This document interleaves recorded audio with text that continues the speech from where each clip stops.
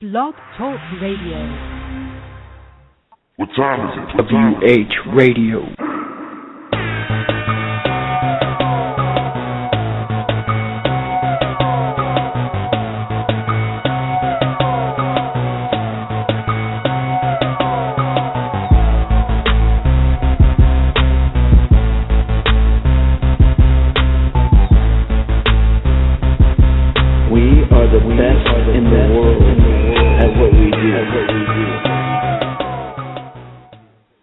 Welcome back, ladies and gentlemen, to another edition of WrestlingHeads Radio. I am Skits, and I'm here with my co-hosts, Oscar and Tom. What's going on, gentlemen? Not much, man. We just have one hell of a weekend. Yeah, you could say that. I like the pun. I like it. Definitely. To all those wrestling heads listening in, be sure to call in at 760-454-1107, or you can tweet us at WrestlingHeads. You can tweet me at WHSkits, or you can tweet Oscar at Sinister632, or you can also tweet Tom at tweet me. If you have any questions, you want to get involved with the show, just get at us. But yeah, gentlemen, Hell in a Cell yesterday. I thought it was a great pay-per-view. The kickoff was interesting to start it off. We had Mizdow TV. I want to get into it real quick with the whole Mizdow TV. What were you guys' thoughts with The Miz and Mizdow with their first segment to start off the kickoff? Because basically my thoughts on it is looking like the Miz is getting jealous of Mizdow because Mizdow's popularity right now. What you guys' thoughts on Mizdow's TV? I'm going to start with you, Tom. I thought it was good. I thought it was a good way to start off the pre-show. Obviously, like you said, the crowd and everybody's just loving Mizdow. And, he hosted the segment, and, Mizdow was saying, you're my best friend and all that, and then the Miz says you're the best stunt double ever. So they kind of want you, I think they wanted you to think that they're on good terms, but that there is a little bit of tension there, and it is a little bit, it's getting a little bit uncomfortable between them. But I thought it was an okay way to just kind of start off the pre-show. So I enjoyed it for what it was. What about you, Oscar? Well, I kind of said it in a few weeks ago. Like this could lead to a Mizdow and Miz feud. I kind of thought that it was going that way. Like this is the beginning of it, but yeah, when we get towards to the to the matches with the Miz, or we're going to talk about like last night and earlier happened earlier at Raw, it kind of made me change my mind. So I don't know, this means a start for something, or they're just teasing us. So yeah. Yeah. Me myself, I could still see a feud with those two. Because you had the Mizdow's awesome chants. Like I've never heard those, on Raw. This is new, so it's even gonna get bigger for Damien with the chants. So that's what happened, ladies and gentlemen. If you missed last night the Hell in a Cell kickoff, you can always watch it on YouTube for free. So go check that out if you want to check it out. Also on the kickoff, Mark Henry basically squashed Bo Dallas, and I know my boy Tom is upset on that one. I am. I don't know what they're doing with Bo Dallas. You had a hot, fresh character coming straight off of NXT, and it's the same thing with Emma. Like, you had two hot characters coming straight off NXT that you could have done something with, and they're just not doing anything with either one of them. So it's disappointing, but, like Bo Dallas, I figure it this way. Bo Dallas is only 23, 24 years old. he's got plenty of time to figure out what they're going to do with him. It's not a rush situation, so it is what it is. But before we move on, I got to say, the best, I don't usually like the pre-show panel. I don't usually watch that. But with Paul Heyman on there, I don't know about you guys, but Paul Heyman is just like, he just did not give a shit, and that was so funny. Oh, like, I was laughing hysterically. When Booker T mentioned Shucky Ducky Quack Quack moment, and he's like, what is a Shucky Ducky Quack Quack moment? Like, seriously, that is a good question. What is a Shucky Ducky Quack Quack moment? And it was so funny how Paul Heyman was like, what is Shucky Ducky Quack Quack? What is that? And he's just like, wait, what is that? And somebody mentioned this, and someone's like, Booker T, there's always moments when, like, he seems fine, but last night on the pre-show, he looked like he was on something. I don't know if he was doing a little bit of, tipping back the bottle before he got on or something, but he was in something. And then, there's a couple moments when Booker T would be laughing, and he'd, like, look over to Paul Heyman, and Paul Heyman just has that straight, like, mean face on, and Booker T would stop laughing. So I actually enjoyed the pre-show panel for once. It was Paul Heyman. He just makes anything gold. Like, you could have, like, the worst wrestler in the ring, and if he's in a segment with Paul Heyman makes it gold. Well, Tom, just to break a little story to you, I think Skits might have witnessed this too, but during SummerSlam weekend, we saw Booker T in the bar area ordering nothing but, liquor and shit and stuff, like strong drinks. So that's all he drinks, bro. Hey, let's not embarrass the guy. I remember Shane Helms once said that Booker T loves his Hennessy, so he was maybe tipping back some Hennessy. Let's not embarrass the guy. Oscar acts like Booker T was the only wrestler in the bar.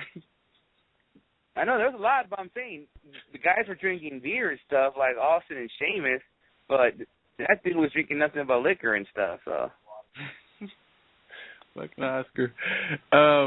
Also, ladies and gentlemen, to start off the pay-per-view, what way to start off the pay-per-view to start off with two wrestlers that have great chemistry in a 2 out of 3 falls match for the Intercontinental title. You had Cesaro versus Dolph Ziggler. Now, before we go in on this, I know a lot of people are going to be upset, with the results on, basically people saying Cesaro got buried or whatnot. I don't see it as him getting buried. I see it as him putting on a great match because from what I saw last night, I saw a good match. I know everybody loves Cesaro. We all love Cesaro. Dolph Ziggler's got his fans, but by Dolph getting 2 falls and Cesaro not getting none was like a big question mark on everybody's head. But I really like the match. I don't know. I'm sorry with you, Oscar. Your thoughts on Cesaro? I saw your tweet yesterday. Go in. Yeah, I tweeted that because I feel like, okay, Dolph Ziggler won just 2 falls. Did Cesaro piss somebody off backstage or something? Like, okay, and I remember on Thursday's show we were talking about, like, it make more sense if Cesaro wins because ever since Ziggler won the Intercontinental title, how many matches he won, He's supposed to be the Intercontinental champ. He's supposed to be winning matches that make him look great. Hell, even if you upset Randy Orton, you got to do that. But they haven't done anything to him. It's almost like he's getting jobs every match. It's funny that you mentioned that because I remember I was saying that every week on here on WH Radio that Ziggler lost to Rusev, he lost to Orton, next to Cesaro, and looks like my prediction was wrong. Yeah, and I said this too, like, if they're gonna go with Ziggler winning this match, you better give Ziggler a huge run, like at least a huge winning streak or something. Like make him look like a strong champion. But lately they haven't done it. When we get to Raw, when we talk about Raw later on, they might finally get the point. So can I say one thing real quick, Oscar? Huh? I mean, you said him being a strong champ. I mean, he sure looked like a strong champ last night, not losing a fall. Yeah, true, but I hope it's something that begins with. I don't want him to start losing to guys like all of a sudden Bo Dallas, you know? Come on. But he's a guy who should be beating guys like a Bo Dallas, guys like Miz, guys like Vandale on Raw on a weekly basis, you know. So that's what they should do to him if he's the Intercontinental Champion, and then make the Intercontinental Champion more prestigious if he do that, not keep dropping to guys even though the guys are above him, like a Randy Orton or a Rusev. Yeah. Share your thoughts with us, huh? Yeah, you know, I thought it was obviously a great match. I will say, though, I did have high expectations for this match, and I thought it was going to steal the show. It didn't quite do that. It didn't quite reach that level. Still a great match nonetheless. But I think people throw the word bury around way too much nowadays. Cesaro did not get buried. And, you know, there's a couple of reasons for that. And I've said this before. The commentators always praise Cesaro, whether he wins or whether he loses. They hype him up so much, you know, when he's doing his big spots like last night when he had Ziggler and he was climbing the top rope and he had Ziggler holding on. He was just holding him with one arm and he still climbed the top rope only using his right arm, I believe. And then he did the big superplex from the top rope. They were hyping that up completely.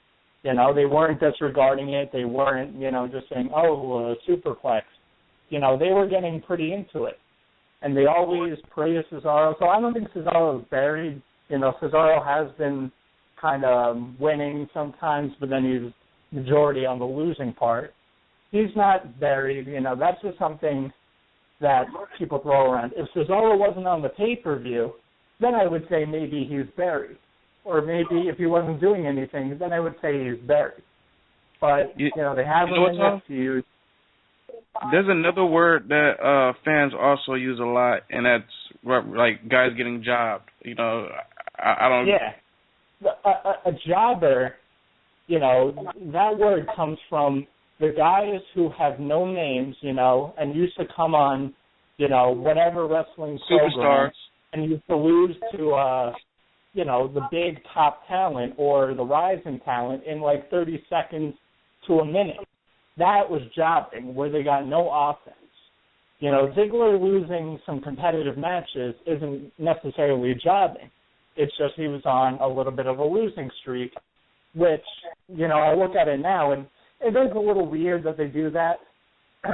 But from one standpoint, maybe WWE did kind of want to put in your mind that Cesaro had the momentum going and Ziggler was on a losing streak. So there was maybe a doubt that you say, oh, well, maybe Cesaro can win since Ziggler's been losing. I look at it that way now, but still, great match nonetheless, and a good way to start off the pay-per-view. Definitely. It was a great match. I think everybody should go back and check that match out again. It was a pretty good match. Next match was Nikki Bella versus Brie Bella. I'm just going to go ahead and give credit to these two girls. They actually put on a pretty good, decent match for Divas, and I know a lot of people probably thought they were going to put on a bad match. Toodles to Brie Bella with that suicide dive there. She actually connected to Nikki there. Only one thing she needs to probably work on is the yes lock. But decent match between those two girls. Your thoughts, Oscar? Yeah, decent match. It was. I really just got nothing to say. I mean, it's people acting like this, like the first, or not people, but like the commentators should acting like it's the first they ever wrestled, and no, which is not. So I just been disappointed that this rivalry actually been going on because I never wanted it gone. Even though there's thoughts that this is gonna happen, but I try to pretend like, not like try to pretend like it's not gonna happen, but honestly in my heart it was gonna happen. But oh well, we still gotta deal with this.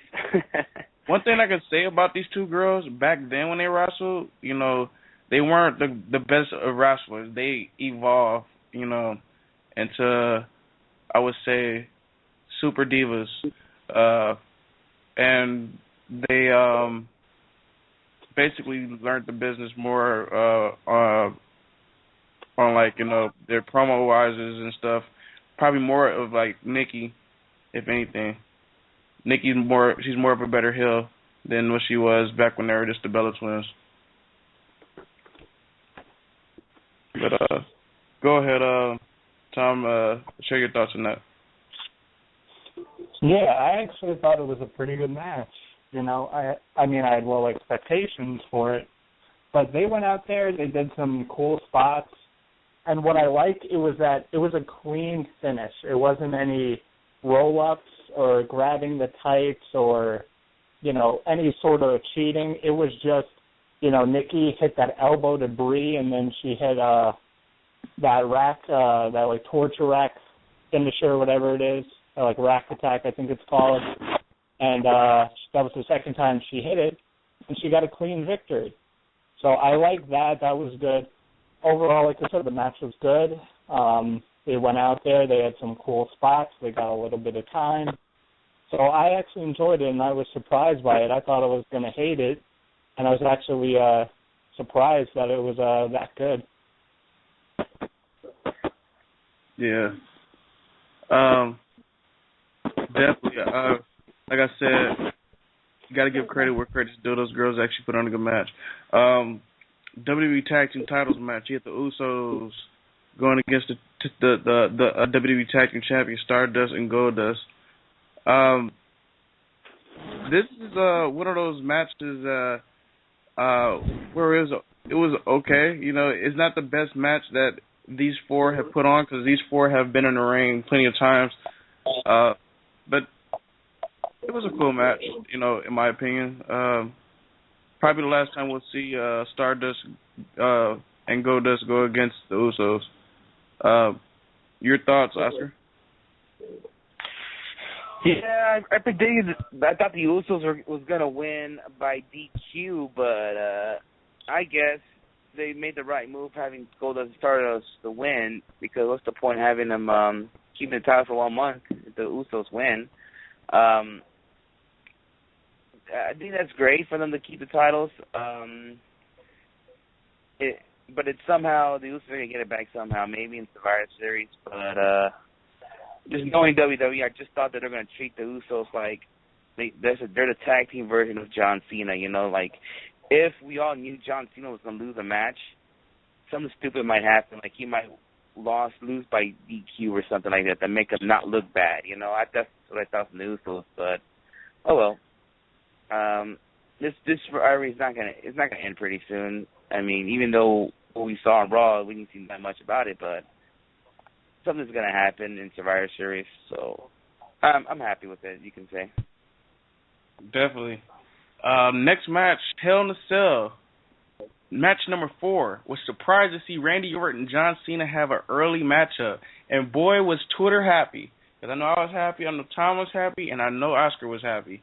Orton and John Cena have an early match, and these guys actually put on a decent match. You know, a lot of people complain about John Cena, a lot of people complain about Randy Orton, but good match by the two vets. It's probably the last time we'll see them wrestle. Let's hope so. Your thoughts, Oscar? Yeah, probably the best match they had together. You know, surprised this match was, you know, this good. And I give credit to the WWE for doing this early because, you know, I understand they want to make it like, okay, the winner wrestles Brock Lesnar for the WWE World title, but, you know, these guys did not have a feud of the year. You know, we've seen these guys wrestle so many times already. You know, what's the point of them another main development? Yeah. So what's the point to having this another main event with these two guys? And we saw main event Hell in a Cell match between the two, I would say like 2 years ago, maybe even 3. But yeah, just really no point. So I'm glad with where he put it at. And the Hell in a Cell match was not probably the best Hell in a Cell match I've seen out of all the years, but between the two, this probably was the best match. I like how it ended. And props to Randy Orton doing all these crazy ass RKOs, you know. How many RKOs did he hit in that match, Joe? Like 4? Yeah. I don't know, but I remember there's a couple of times he reversed it. Then he reversed to RKO. Like, example, he when John Cena did the attitude adjustment, he reversed it to RKO. I never thought that could be possible, but he did it. You know, that's another moment that Randy, like I said a few weeks ago when he did that shit to Dolph Ziggler, that's once again another video highlight moment for Randy Orton when he gets to Hall of Fame. He's doing all these crazy ass RKOs. You know, we're gonna look back and always like, damn.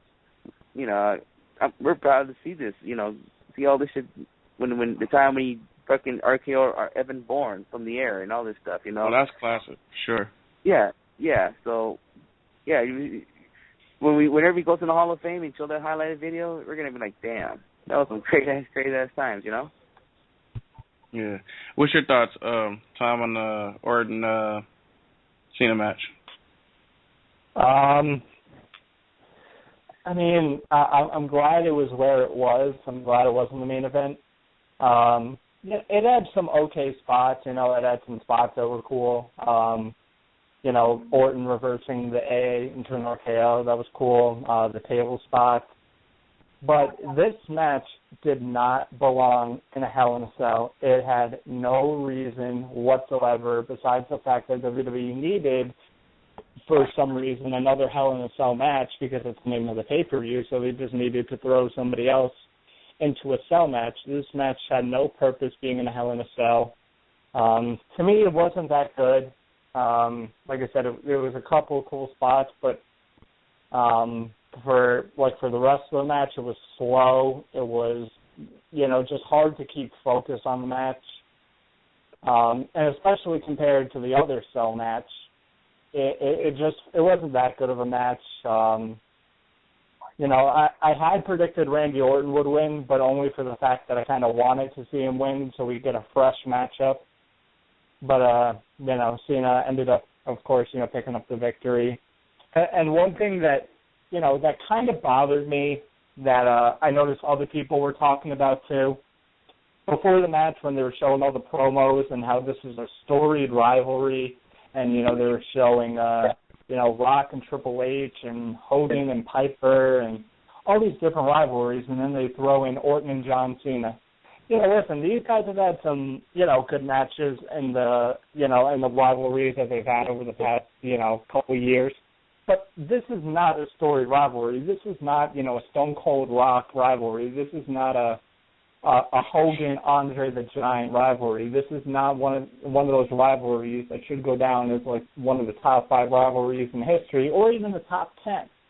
There's much better rivalries that have happened in WWE's history besides this one, but because they're two of the biggest stars, of course they're going to hype it up like it is one. I just don't see it as a big person. Like I said, they compare it to Stone Cold and Rock. No rivalry will, no way, I think, come close to what those two did, and the matches that they had and the promos that happened between them. You know, you just can't compare it to that. So that was just kind of one thing that bothered me, but it was an okay, like I said, okay match. Good placement on the card, though. Yeah, I agree with you, Tom. That was stupid. And you know, it's funny that these guys never wrestle each other at a WrestleMania. If you compare it to the Austin and Rock, they're fucking on drugs. There's no way in hell. Yeah, that was crazy. Like, if you remember, the only match WrestleMania had a match, you know, competed was actually a triple threat match when Randy Orton defeated both John Cena and Triple H. That was back in 24. But if you wanted to compare it to Austin and Rock, why not have WrestleMania matches together? Which he never did. So who knows? Maybe down the road when they have their own version of the end era, maybe that'll be their WrestleMania match. But you know that ain't gonna go on last. Definitely, gentlemen. Next matchup, The Miz versus Sheamus. This match is one of those matches where I was like, I don't know if I really feel like I want to watch this match. So I really wasn't paying attention as much, but Sheamus definitely came up with the victory to keep his U.S. title. I know Oscar wanted to talk about the whole situation with The Miz and Mizdow. Go ahead. Yeah, well, looking at this match, I knew Sheamus was going to win. But then how Mizdow, during that whole match, everybody was all over Mizdow. So when Sheamus got the victory, it was funny that, how when Sheamus lifted up Miz's arm, his arm gets lifted up, pretty much imitate what the Miz does. That definitely was classic. Yeah, that was classic. But then, we was talking earlier about Mizdow and Miz, if this is going to start a constant rivalry, well, shouldn't they spice it up a bit in telling Miz, just telling Mizdow, can you stop fucking imitating me or something? I mean, not that way. You can't say fucking WWE, but can you please stop imitating me, or something like that. But they haven't done it, so we'll see. Maybe it's just a tease that they're gonna have a little rivalry going pretty soon, but I don't know. This could be like I said, this could be something start from the beginning. Hopefully, maybe down the road they start a rivalry, but it probably ain't gonna happen anytime soon. What we just saw last night, but oh well. Did you want to chime in on that matchup, Tom? Yeah, I honestly really didn't. The match wasn't about Miz versus Sheamus. The match was about Damien Sandow. I mean, he was just as hilarious as he's been in this match. And then, of course, at the end when, Sheamus was messing with Miz and putting his arm up, and then Sandow would put his arm up. And, at the end when he kicked Miz, and then Sandow fell down. And it was funny because the referee, instead of checking on the Miz, who actually got kicked, the ref checked on Mizdow, actually. He checked on Mizdow instead of checking on the Miz. I thought that was funny. Like I said, the match was more about Mizdow than Sheamus versus Miz. But, I mean, the match itself, it was all right. Nothing special, nothing to, talk about really. Nothing exactly happened. Yeah, I'm definitely looking forward to see when the Miz turns on Mizdow, so we can get a feud going on with those two. It should be happening soon, so don't be surprised. Tomorrow night, Mizdow TV, actually with Mark Henry, see what happens with that. So our main event. Also, next match, Russo versus Big Show. This match, Big Show's doing some things in this match that he usually doesn't do. They kept this match probably like 15 to maybe 20 minutes. But Rusev is a fucking monster. I don't care what nobody says. I love fucking Rusev, dude. A lot of people hate Rusev, but I'm a big fan of Rusev. And, dude, he just destroyed Big Show and Mark Henry both at the same damn time with kicks to the faces. Like, wow.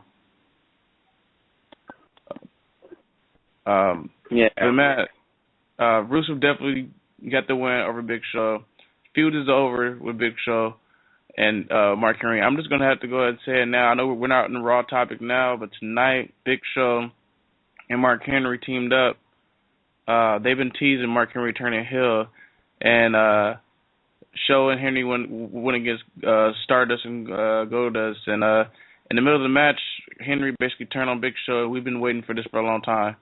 So what's everybody's thoughts on this Rusev versus Big Show match? And then we'll go into the heel turn. Let's go with Oscar first. It was great, I wouldn't say great, but it was, I want to say it was all right. This is good for Rusev, being a guy like the Big Show who has a great resume, former WWE, WCW, ECW champ, and having him beat him in a pay-per-view event, that's good for Rusev. Keep making him look strong. I hope they continue on giving him a better opponent. Maybe this will lead to a Sheamus versus Rusev coming up next. But yeah, Rusev now it's like he's almost he's making him look unstoppable. Second coming to Brock Lesnar, who's really looking unstoppable right now.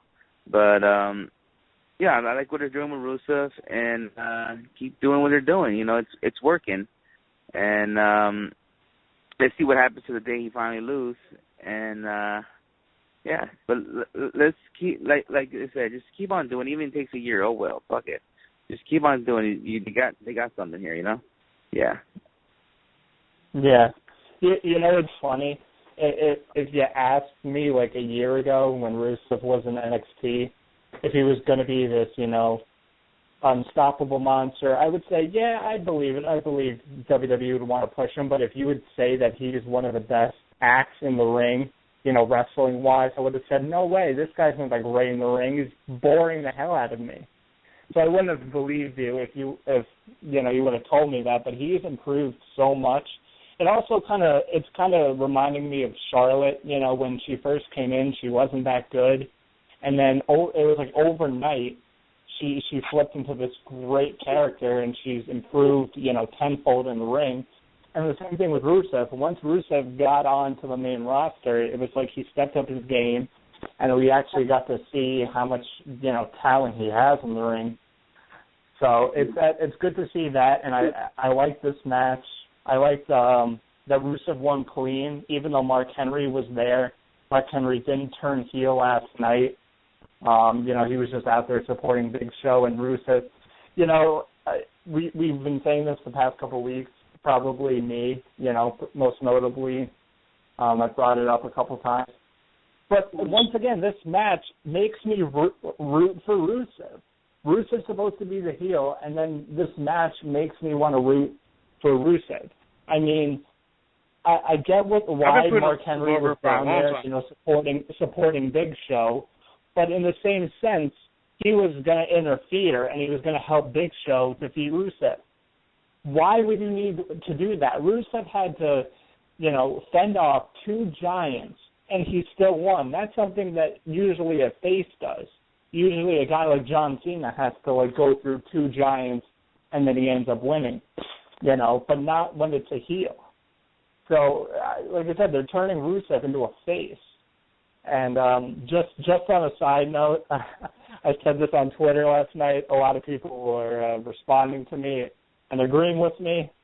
Lana was looking extra fine last night. I don't know she was if you looking guys bad, can like agree. what? Oh, man. Woo. She is just, she's smoking. Bro, I love beautiful. Lana. She might be the hottest diva on the roster right now. And, yeah, you know, and she looks, I think, so much better without, like, the bright red lipstick. Like, she looks good when she has, you know, like, a different color on. Man, why am I talking about lipstick on WrestlingHeads Radio? It's all good, bro. It's Lana. It's Lana. You can talk about Lana all day. She gets a pass. She's beautiful. But, we could. The whole Mark Henry situation finally happened. It's obvious. I don't think none of us had to really get into that because it was obvious and it was bound to happen soon. So that happened tonight. Next match, WWE Divas title match. Paige versus AJ Lee for the I don't know how many of time, but was this their best match is the question. AJ Lee got won with a little help from Alicia Fox getting involved and basically costing Paige the match. Was this their best match yet, or would you guys disagree, Oscar? No, I would say their match they had in what was that? Was it Money in the Bank? I'd probably think that match was probably their best match.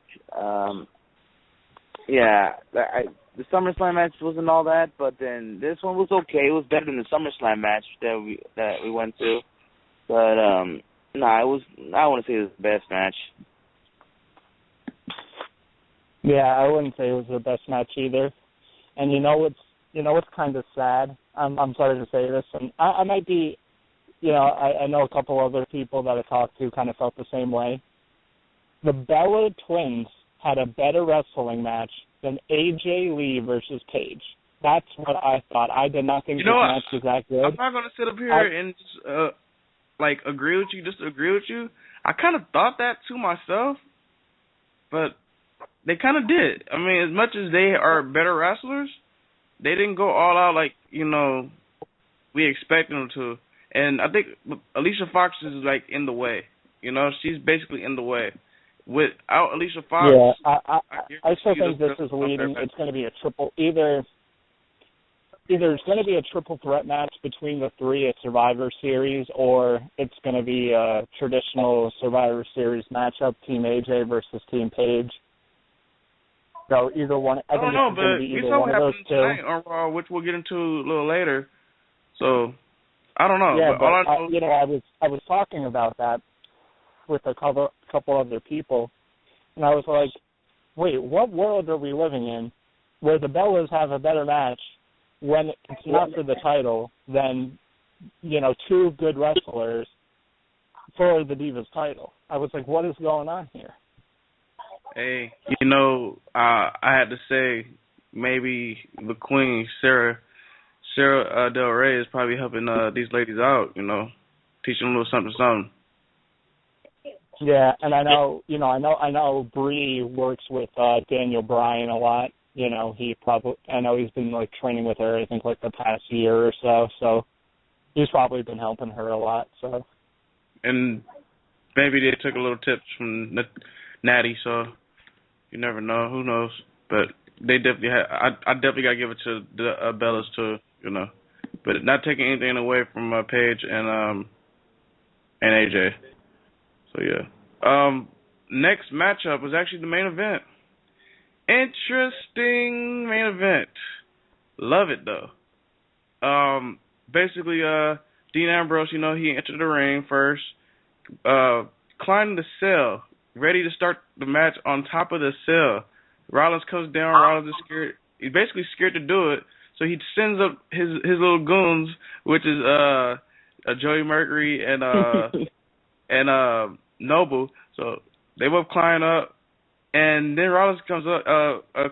It's basically all three trying to jump Ambrose, but Ambrose is going at it back and forth with these guys. It was just crazy to see, Jamie Noble and Joey Mercury get involved in this match, actually punching Ambrose and shit. It was cool though. But how about that first spot on when Dean Ambrose headbutted Rollins, and they both fell through the Spanish table and the Cole King and JBL table. Yeah, that was awesome. That is what makes Hell in a Cell great. You don't need blood. I mean, blood in a Hell in a Cell match does add to it, but spots like these is what made Hell in a Cell great. Looking back to the first Hell in the Cell, which was Undertaker versus Shawn Michaels at In Your House, Bad Blood. And, everyone remembers that spot when Shawn Michaels fell off the cell through the announce table. But this, it was just awesome. And legitimately, this is the first time I popped and I marked out. I was like, holy shit. I was like, that was fucking awesome. That was crazy. And both guys were down for a while. So, the Amalaps, basically, they came down to get both guys on the stretcher. And, Dean Ambrose wasn't having that shit. So Ambrose gets up he's Mankind or something, but we can call him Mankind 2.0 or something, but a little stronger. Gets Seth Rollins and gets his ass back in the ring. He's already got cheers and shit in the ring, beating the crap out of him. Wow. So many spots in this match, it was crazy. And, I fucking love this match. I'm gonna just throw this to somebody else. Let's go to Oscar. Your thoughts on this match? This match is crazy. We have a caller waiting, so I'm gonna let you guys share your thoughts, then we'll take the callers. All right. Not to be surprised, but I felt like this was the best match of the night. It was. It was, yeah. I mean, when I was watching with my uncle yesterday, my uncle was like, okay, when Dean Ambrose went on top, we were saying, okay, he's going to do something that we're all going to remember. Just like how Shawn Michaels fell off the cell on Bad Blood, and just like how Mankind, we all definitely remember how he fell off the cell. I think somebody was going to fall off the cell, but not like crazy like Mankind, but yeah, they just did something that we're going to remember in the next 15 years. Got a table used in this match. Yeah, and weapons used. I knew that Dean Ambrose was not going to use a saw or whatever he had on last week's Raw, but I was happy, but then a lot of people were not happy with the ending with the whole Bray Wyatt thing. But I just thought that this will lead to something great, you know. And I like how the whole lantern holographic thing, like a ghost right in the middle. Like, what the fuck is this? You know, that was pretty dope and like interesting. Like, and we all know it was Bray Wyatt, because who else would it be? Undertaker? No, we know Undertaker's not going to get involved in the match. We know Taker. Yeah. We all know Taker's not going to get involved. So we all knew it was Bray. And the thing that I don't understand is why folks are complaining about the ending. I mean, okay, Seth Rollins won, you know, due to Bray Wyatt's help. But, look, ladies and gentlemen, you just realize what just happened. Another great feud is coming, and it's going to involve Bray Wyatt and Dean Ambrose. Promos after promo. It's going to be awesome. And this has got to last for a while, just like the Seth Rollins-Dean Ambrose one, if it wants to be successful. Tom, your thoughts? Yeah, I thought this match was great before I actually get into it. I thought it was hilarious, but not in like a Miz now kind of way. When Dean Ambrose climbed the cell before the match got started and before Rollins came out, you know, Michael Cole was like, oh man, we've never seen someone start off the Hell in a Cell match on top of the cell. But the week before on Raw, when Mick Foley was in the ring promoting the match and hyping up the match, when Mick Foley did that same thing, he climbed to the top of the cell in the beginning of the match against his match against The Undertaker. So it's like, you couldn't have mentioned that. You couldn't have said, man, we haven't seen this since, Mick Foley took on The Undertaker. That was just funny to me. But the match itself I thought it was great. This is what Hell in a Cell is made for. It's just a blood feud between two people who hate each other. And there was, you know, the cool spots when they set up the table in between the apron and the cell, and Dean Ambrose kind of did that Mick Foley elbow drop onto Rollins through the table. There was tons of cool moments. It was high paced after they were actually locked into the cell. And it was funny when they got locked into the cell and they rung that bell, the crowd popped huge. And the crowd last night was not good. I'm sorry, but that Dallas crowd last night was terrible. But for that one moment when they popped, when the ring bell went off, they popped crazy. And I can't remember the last time a crowd going crazy for when a ring bell goes off. So it was a cool moment.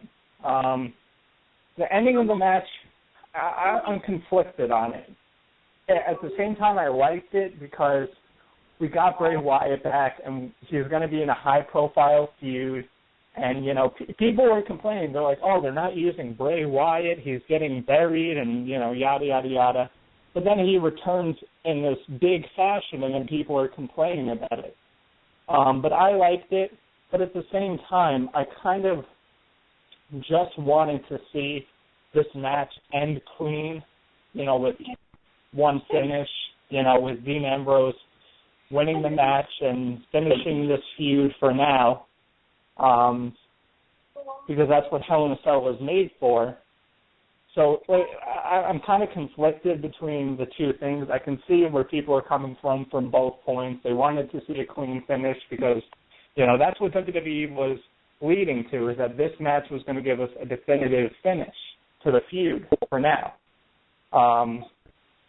But at the same time, it's good to see Bray Wyatt back, and it's going to be a hell of a feud between him and Ambrose. I can see that feud going a little while, so I'm looking forward to that. So, like I said, I'm conflicted on the finish, but nonetheless, it was still a great match, and good to see Bray Wyatt back. Definitely. I definitely agree with you. You guys know that I'm the biggest Seth Rollins fan, so, and I'm a big Dean Ambrose fan, so I love the match, and I'm looking forward to see what Dean and Bray's got coming, and I'm also looking forward to see what's going on with Seth Rollins, which we'll talk about a little later. But we have a call, 310. You're live on WrestlingHeads Radio. Who's calling? Oh, how's it going, guys? What's going on? So I had to call in to talk about this pay-per-view. Had to talk about this main event, and And basically, man, first off, I have to say, wow. It was a pretty good match. It was a really good match. And, you know, with them starting at the top of the cell and then both of them falling off and everything itself.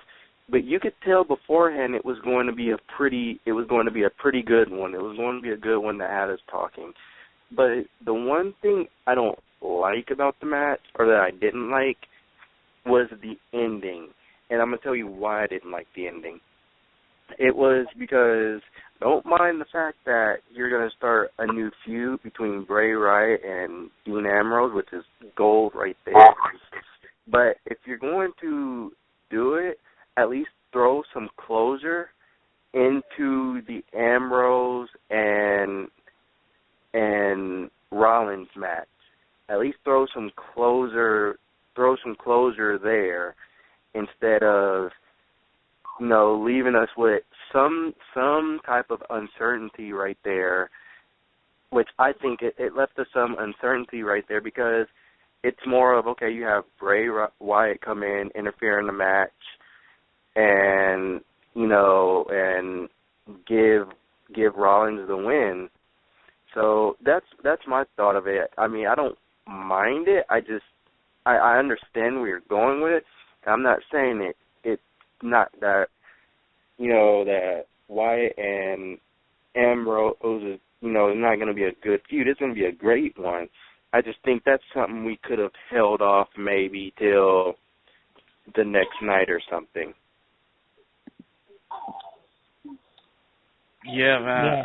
Yeah, that's understandable. And, you know, people were saying that Dean Ambrose could have won the match and then Bray Wyatt could have attacked. And it could have, you know, still been, I think that would have been better if Dean Ambrose just won the match and then Bray Wyatt attacked. But in the same sense, Bray Wyatt cost Dean Ambrose the match for a reason, you know, giving Seth Rollins the win. So, like I said, I could see where people are both coming from, where people said they liked the ending or people said that they hated the ending. So I can see both points. I didn't hate the ending. I mean, I didn't hate it like, oh, why'd they do that? I didn't like the ending.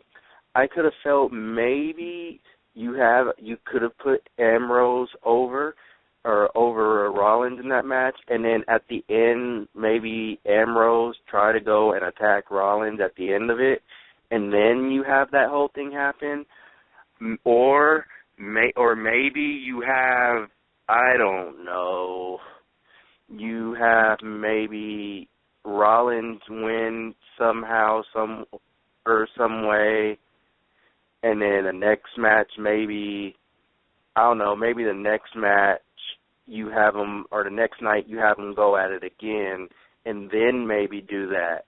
But that really depends on how that depends on how Rollins win. If it's in a certain way, then you could have Rollins come on, or not Rollins, you can have Ambrose come on the next night and say, you know what, I want a rematch, you know, or something like that. Then they have the rematch there, and then you have Bray interfere in the match the way he did at the pay-per-view. Let me ask you guys a question. Let's just say they did that way. They have Dean Ambrose beat Seth Rollins last night, and then Bray Wyatt did attack them after the match. How's that going to look on Rollins? I mean, will that hurt Rollins? Will that help John Gay? I know he's the Money in the Bank winner. Repeat that question again. How will that help Rollins, or will that hurt him? Because, you know, before you ask that one, if they did ending again, if they did that type of ending with the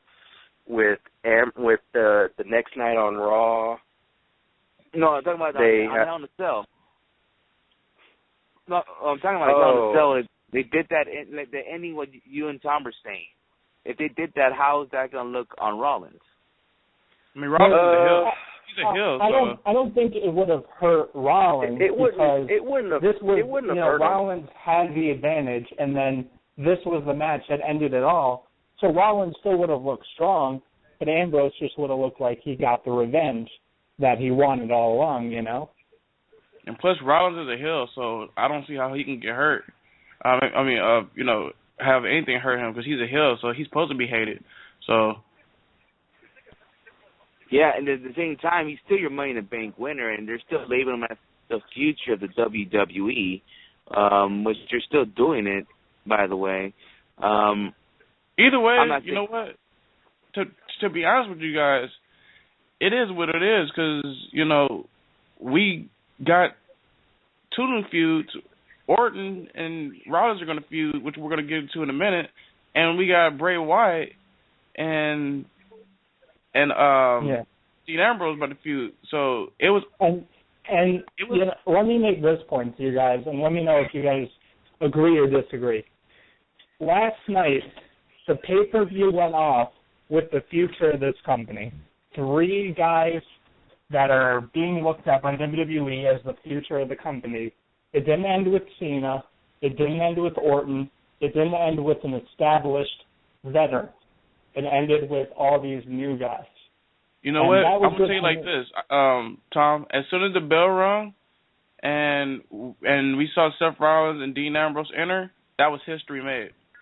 That's basically showing all the fans, all the WWE fans right now, all the Cena fans, the little kids, this is the future right here. You guys just basically let the kids know, like, this is the future right here. And also telling us, guys like us, you guys are getting what you guys want. It's here. Like, time is about to change. Like, I've said this the other day on Wrestle Chat. Us wrestling fans, we have to be patient, because shit's going to come. All we got to do is wait. And it's coming. Like, the future is here for professional wrestling. Like, you got all these guys that we like getting signed to the WWE. Sooner or later, they'll be on the main roster. You know what I mean? So I'm fine with those guys main eventing and being the last guys a part of a pay-per-view. We can do this every fucking pay-per-view. I'm fine with it. Yeah. We'll see if it does, though. Well, we already know next pay-per-view, John Cena's team against the Team Authority. Just letting you guys know, either way, Cena's main evented with Seth Rollins tonight. The future is main eventing Raw every fucking week. You know what I mean? So I'm not complaining. Seth Rollins is a beast. Like, he's killing the game right now. Had a hell of a match with John Cena tonight, which we can get into right now. All I got to say, people shit on Cena a lot, but when Cena goes toe-to-toe with young guys like Seth Rollins or Cesaro, he puts on great matches and puts on his A game. And I love this match tonight. Props to John Cena and props to Seth Rollins. And don't forget, though, Skits, he's actually working through injuries. So, he's a worker, and he's a tough son of a bitch, too. I know he's fucking hurt, but, hell, he's doing it. And he's doing it for the sake of WWE, because they got too many guys out right now. And also, another thing, tonight, when I was watching Raw, I felt like I was watching a pay-per-view match. I don't know if you guys felt the same way, but I felt like I was watching a pay-per-view for free tonight. Because that could have been a main event on any pay-per-view. It could have, but I don't know. It didn't feel that way. I mean, to me. What you guys thought? Yeah. It was a great match, but a pay-per-view match, I don't know. But I think that tells you something. If they're going this hard and, this well for Raw, imagine what they could do one-on-one at a pay-per-view with even more time. They could put on even more of an awesome match than they had tonight. And Cena and Rollins, Cena, it seems like he has chemistry with certain guys. He had it with Punk. He had some chemistry with Edge. But him and Seth Rollins, they always just have kick-ass matches, and they have great chemistry in the ring together. They feed off each other. You know, they pull out, you know, different moves each time. And that's the thing that I kind of noted from this match is, you know, I've seen Cena versus Rollins before on Raw and on SmackDown in the past, but this match just felt a little different than the other ones beforehand. So that's why I like this match even more. Definitely. Your thoughts on it, Oscar? Yeah, I mean, it was a great match, but, you know, it's funny, you guys, well, I don't know if you guys were, like, saying pay-per-view or if it's going to, or should have waited on pay-per-view, but how the way it ended, is it possible that WWE is testing out this Seth Rollins John Cena match as maybe we could put it as a pay-per-view down the road. Let's just have to see the fans react it. If they were doing a test, then, you know, they should got a positive vibe out of it. So maybe that's why they ended that way. And then when the next time they do wrestle in the which end up being a pay-per-view, you probably will get a winner. Definitely. Yeah. Definitely. Shout outs to Seth Rollins and John Cena putting on a hell of a match, and the ending basically Cena was putting on the STU, and he basically Rollins was calling for Kane, and Kane came down, and Ziggler came down for the save, and after that, you know, you got the goons coming down, and the whole roster just came down and going at it, basically fighting for a chance to be on either Team Authority or Team Cena. So, which is crazy. I don't think you should call them the goons. You should call them the Stooges 2014. I don't know. I just like calling them the goons for some reason. I just feel like they're this generation Pat Patterson, Gerald Briscoe. Oh, goodness. So even though they don't have a resume like Pat Patterson and Gerald Briscoe in their careers, but hey, there are Stooges, you know.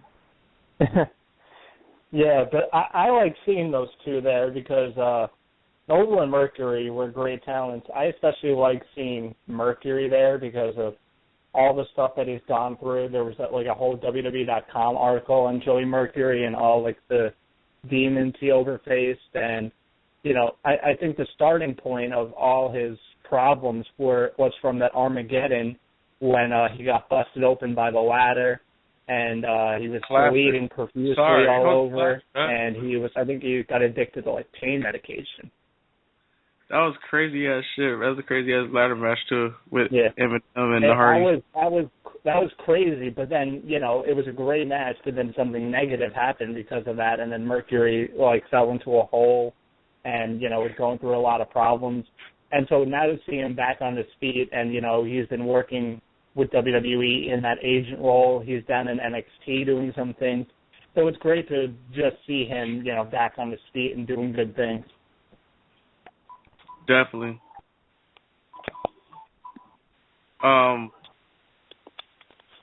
Let's go ahead and get into the whole Raw results for tonight. Basically, we started off with the Authority cutting their promo as usual. Hold on one sec.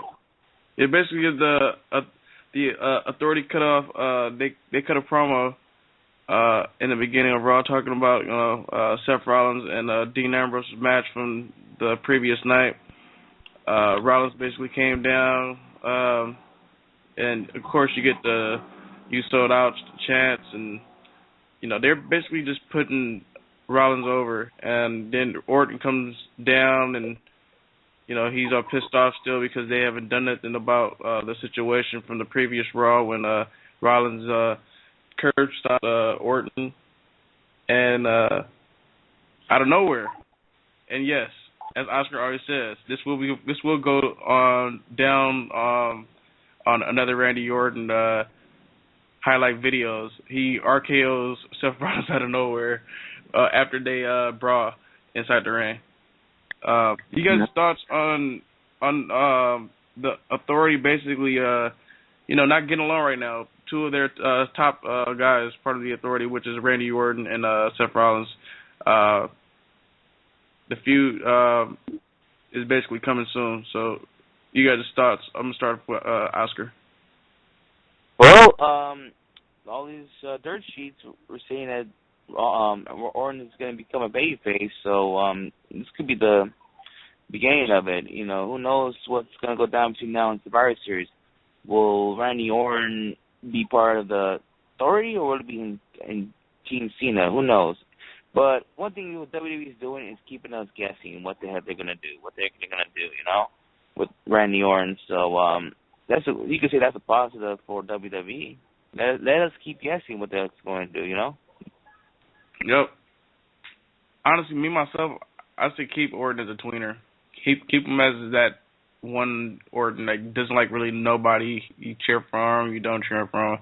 Not full heel, but, he's heel sometimes and he could be a face sometimes. The snake. Go ahead, Tom. Share your thoughts. Yeah, it's interesting. Obviously, they're building tension between Orton and Rollins. Have been doing it for the past month or so, and tonight it just kind of like, for me, it cemented the fact that Orton is going to go face, and I think he's going to join Team Cena at Survivor Series. Team Cena is going to be down. One guy is going to be like 5-4. And it's going to be like the go-home show before Survivor Series, and Rollins is going to be like, look at that, you don't have an extra guy to join you. And then all of a sudden Orton's going to come out and say, I'm going to be on Team Cena, something like that. Either that or he's going to join the Authority and screw Seth Rollins out of the win and then giving Team Cena the win. But, it's leading to an Orton-Rollins match for, when the first time they're going to do it, I don't know. If they're going to do it at TLC first, maybe. Maybe the Rumble in a one-on-one match, or maybe they're going to save it like we've been saying the past couple of weeks for a WrestleMania. So it's getting interesting between Orton and Rollins. The only thing I'm really concerned with is Orton's character. When Orton's a heel, he's great. He does a lot of great heelish things. He yells at the crowd, he yells at people, he does a lot of kind of minor heel mannerisms. He gets very emotional. Yeah. Well, when he was going on that face run a few years back, he was just so stale and boring, and it wasn't anything, to kind of say like, I want to root for that guy. He was just kind of, there was nothing about him that was exciting, when he was a heel. So that's the only thing I'm concerned about, because Orton's a great worker. He's one of the best in the business right now. So that's the only thing I'm really concerned about with, feuding Orton with Rollins and possibly turning him face. Definitely. Tonight, again, ladies and gentlemen, Alicia Fox went against AJ Lee for the WWE Divas title. And Paige got involved this week. Paige, she kicked Alicia Fox in the back, and AJ, she took advantage and got the W. So just like we talked earlier, it could be Alicia Fox, Paige feud, or it could be a three-way. But I guess we'll have to wait and see on that one. I'm not going to really get anybody's thoughts on that because we can already talk about that. So, Usos were in action tonight against Damien Sandow, Mizdow and The Miz. Oscar, you actually want to chime in on the whole Mizdow and Miz situation. The Usos got the win tonight, so you want to go ahead and chime in on that? Yeah, I hope it just shows you another I know they didn't announce it, but maybe it shows us kind of another more contender match, I guess. And Usos did win, but then once again, they didn't show anything about possible feud between Mizdow and The Miz. There's nothing going on. It's just they just want from a twin magic, and having Mizdow imitating the Miz, how he got screwed or whatever. So that's basically it. I don't know. It doesn't show me anything about a rivalry going to come down anytime soon. So who knows? Maybe after Survivor Series something can come down, or after TLC, or beginning of 2015. Who knows? But yeah, right now we got to wait and see what the whole Mizdow thing. If there's going to be a shot that Miz does attack Mizdow, we'll see. Because right now it looks like it's not going to happen anytime between now and Survivor Series. Definitely. Did you want to chime in on that, Tom, or you want to move on? Yeah, just really quick. Mizdow was over. This match was all right. At least the Usos didn't face Stardust. I was so happy about that. You know, I was just so happy. I was like, no Usos for Stardust, I'll take it. But Mizdow was over. Crowd, yeah, like I said, the crowd even tonight wasn't that good. I don't know what it is about Texas. Texas does not have good crowds. I don't know what it is. Well, they sure had a crowd when John Cena talked about the San Antonio Spurs. Yeah, but I mean, this crowd just was not that good. I mean, I don't know what it is about Texas. I think WWE should just avoid it. No, I'm kidding about avoiding it, but I just didn't think the crowd was that good. But at least, you know, they chanted for Mizdow, so I was happy about that. Everyone loves Mizdow. Next match, Bo Dallas was in action, and it was against Mysterious Mexico's favorite wrestler, Ryback. Back, the big guy is back. The big guy is back. Oh, man, I loved it. And this was another positive of the crowd. The crowd loves Ryback. Everybody loves Ryback. I hope like I said, they didn't do it once. They killed his momentum once. Don't do it again, WWE. This guy is over. You know what? I'm not a big Ryback fan, but on this show about a year ago when they turned him heel, I felt like they made a mistake because he had momentum. The crowd did like him. So my question when he turned him heel, I'm like, okay, will it work? And obviously it did not work at all. But is it possible? Is it possible that Ryback is getting a second life in the WWE, meaning by like, okay, he once had this momentum. People might say his loss to CM Punk killed that momentum. I don't agree with that. But he could have been a top star in the WWE. Like, maybe he would have had a WWE title run already. But then when I just feel like with that heel turn, it went downhill. But then now he's going back how it used to be, sort of in a way, and then a little mixed up that he got a little cocky attitude, going, all right, cool. You know, it's not bad. You know, the crowd did chant, feed me more. I know Skip's not a Ryback fan. I know he's not a great wrestler, but the guy gets popped. Yeah, you see, feed me no more. You know, I mean, even before I joined WrestlingHeads, I swear, this guy used to trash Ryback every show. But like I said, he might not be the greatest wrestler. He's not going to be probably the top 20 wrestler. But like it or not, he gets pops. And the more he gets pops, the WWE's going to like it. But let's see what happens to Ryback. If he goes back to the ways how he was, I mean, hell, you guys might kill me for this, but looking back to it now, I think he should have beaten CM Punk in that one Hell in a Cell match. He should have beaten him because it would have been huge for the WWE if he won that match. You know, I never really liked Ryback. You know, ever since they debuted him, I could see what they were going to do with him. But when I started to like him was when they aligned him with Curtis Axel, because he was just hilarious in that role. You know, he had some funny moments on commentary, and I really liked Ryback. So I thought that was a great tag team because, you know, it just seemed like they were two guys who just, you know, hung out and chilled, and they would go in the ring and kick ass, and they ruined that team. You know, and it's a shame that they're doing nothing with Curtis Axel. But at that point is when I started to actually like Ryback. His matches were getting better. I think when Ryback needs to, he can put on some good matches. But we didn't get to see a lot of that when they first debuted him because they were just, doing squash matches. So we never really got to saw what the guy can do. So when he started doing that tag team role, I think I saw what possibly he could do. And he has tons of charisma. It's you might not see it because, like I said, it's kind of that Goldberg type of thing that they're doing. But when he was on commentary and he was making those funny ass comments, I was loving it. But it's I think it's just good to see Ryback back, and hopefully we get a Bad News Barrett back soon, and we're gonna start adding some more depth to the roster. Yeah, and another thing, Tom, for some reason, I can see.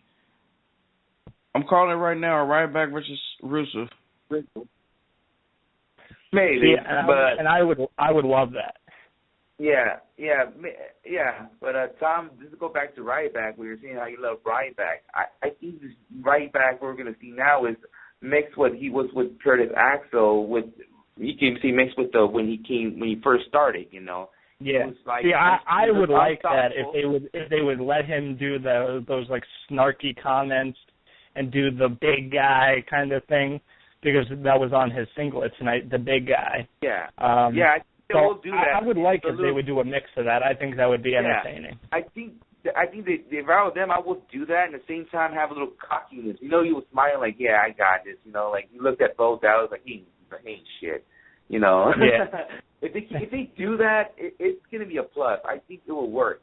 About him and Rusev, that would be scary because if Rusev beats him, that could mold him down a little bit. That could put him down. But if he beats Rusev, god damn, you know how that crowd's gonna pop? Just imagine that. Yeah, but I don't know. I just have a feeling Ryback Rusev is gonna happen. Probably not now, but it's gonna happen down the road. Next up, Dean Ambrose, Cesaro. Well, not an actual match. It was more of a promo for Dean Ambrose talking about the Bray Wyatt situation and his match last night. And after, he just beat the shit out of Cesaro with like a fucking mic. Didn't understand what that was about, but I'm pretty sure WWE's gonna have to get that match to us on either Tuesday or probably Friday, so we'll see. I thought that was hilarious. Like, I wanted to see the match, but just to see Dean Ambrose beat the crap out of Cesaro with the mic, oh man, that was just funny as hell.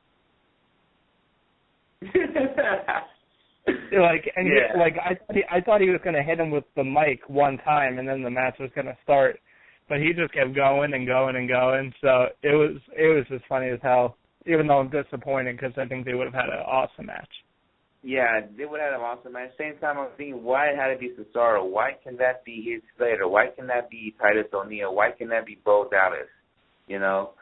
I mean, why Cesaro though? Cesaro should be more respected than that. I don't know. Hope he didn't piss off no one backstage. That's what I'm hoping. But yeah, I think it was a waste of time for Cesaro. I don't think he pissed somebody off. No, I'm saying like the way he used on Raw today. I'd rather see him in a match.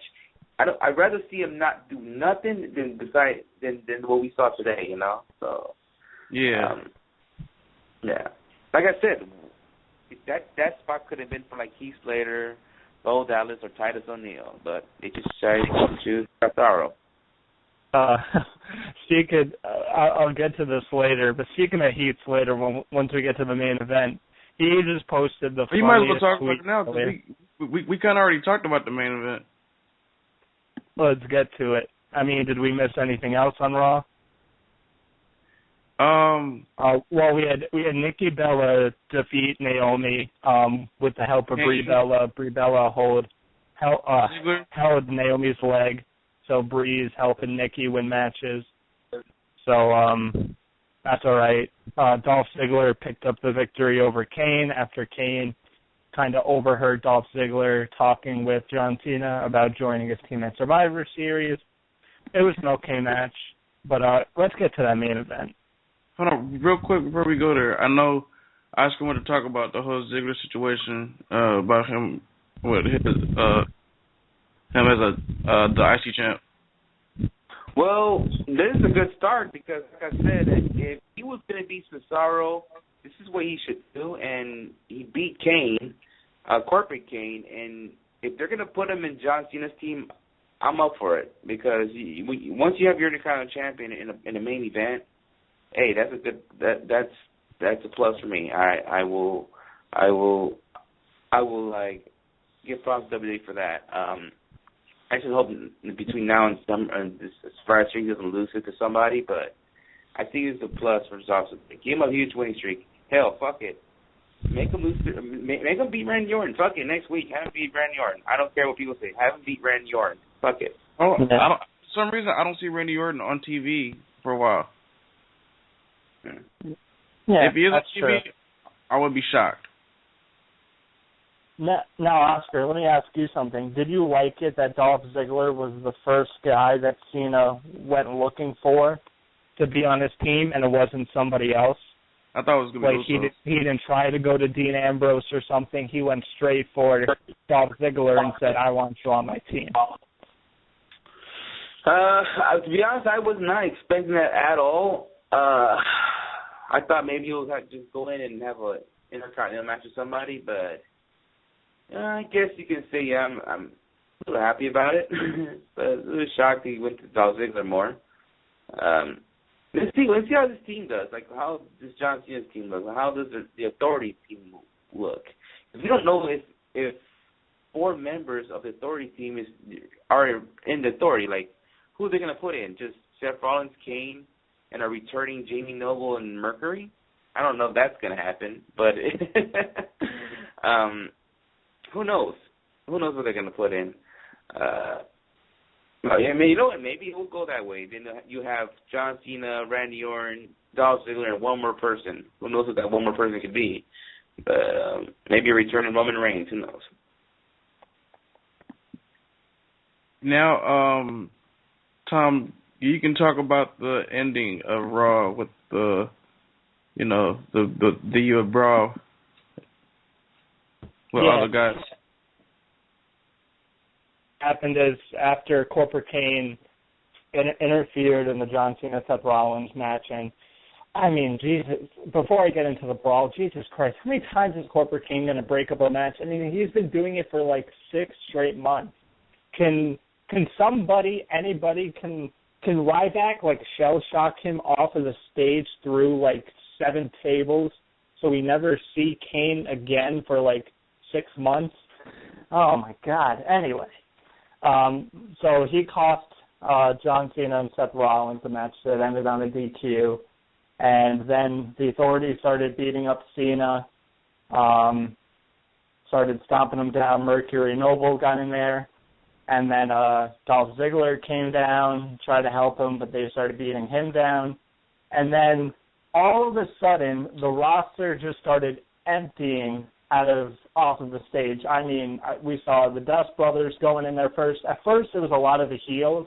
The heels started going in and getting it on Cena. But then a bunch of the faces came down and started battling with the heels. And it was just a huge melee of people. And, you know, everybody, including myself, was like, wait a minute, is this like a preview for is the Royal Rumble coming up? Did we miss 2 pay-per-views? It's like, did I miss something? Because that's what I thought this was. It looked like the go-home show for the Royal Rumble, but you know, they said it was going to set up for Survivor Series. So I didn't understand why they had to bring out this many people into a big brawl. I mean, why did all those heels come out? Why did all those heels come out and attack John Cena, and then why did all those faces come out and help Cena? It was confusing. Yeah.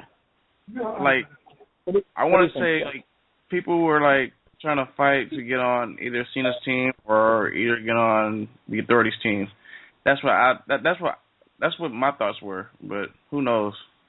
I mean, that could make sense, but it seemed a little bit unnecessary that they brought out that many people. I mean, do you think that, the Authority would choose Titus O'Neil, or Cena would choose, like R-Truth? I mean, it just seems a little silly. And so after Cena and the Faces kind of cleared everybody out, Cena kind of did a lot on his own, Super Cena. He delivered an AA to Heath Slater and Bo Dallas. And it was funny, what I talked about before is Heath Slater sent out a tweet roughly about an hour ago or so. And let me pull it up here.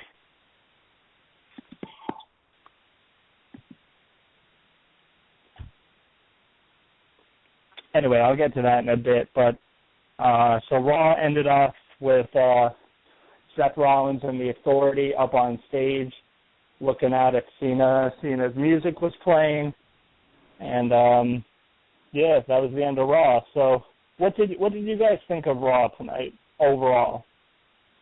I thought Raw picked up once the main event hit, to be honest with you. Yeah, so you didn't like really anything before then? Nah, not really, to be honest. Yeah. So Heath Slater tweeted at John Cena. He goes, "What the hell, John Cena? I wasn't even coming after you." I thought that was hilarious. Heath Slater. Heath Slater. He is a jobber. Heath Slater is the definition of a jobber, but he's funny. So, yeah. Heath Slater's good in his role. Did you watch the JBL show? Oh, yeah, the JB and Cole show where he's Clem Layfield. Well, now it's the JBL show, because I guess Cole's not a part of the show no more. Oh, yeah. Well, him and Emma are two funny characters on that show. Somebody needs to put those two on TV, because those two are hilarious. They're fucking hilarious. So people go check out the JBL show. Yeah. But Oscar, what did you think of Raw? I think it was all right. I mean, I think last week was better, but kind of expected like any other show after a pay-per-view, keep on guessing what they're gonna do next week. But we'll see what happens. I like what they're doing with the whole Randy Orton thing. Is he gonna join the Authority, or is he gonna join Cena's team? Even though I give out a possible idea how the main event might look, who knows if they're gonna go with that main event? So we're still guessing instead of what we think what's gonna happen.